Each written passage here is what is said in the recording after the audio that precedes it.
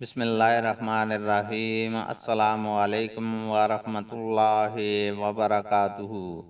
حدیث نبوی صلی اللہ علیہ وسلم ہے، ہم سے مسدد نے بیان کیا، کہا ہم سے عبد الواحد بن زیاد مصری نے بیان کیا، ان سے سلیمان اعمش نے بیان کیا، کہا کہ میں نے حجاج سے سنا، وہ منبر پر سورتوں کا یوں نام لے رہا تھا: وہ سورہ جس میں بقرہ گائے کا ذکر آیا ہے، وہ سورہ جس میں آل عمران کا ذکر آیا ہے، وہ سورہ جس میں نساء عورتوں کا ذکر آیا ہے۔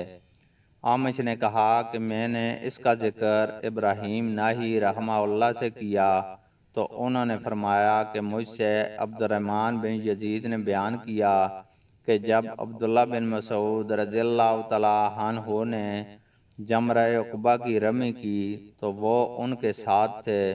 اس وقت وہ وادی کے نشیب میں اتر گئے، اور جب درخت کے جو اس وقت وہاں پر تھا برابر نیچے اس کے سامنے ہو کر 7 کنکریوں سے رمی کی، ہر کنکری کے ساتھ اللہ اکبر کہتے جاتے تھے۔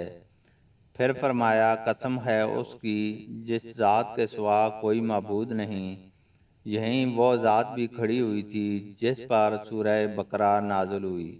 اللہ تعالیٰ سے دعا ہے کہ وہ ہمیں قرآن اور حدیث کو سننے، سمجھنے اور اس پر عمل کرنے کی توفیق عطا فرمائے، آمین۔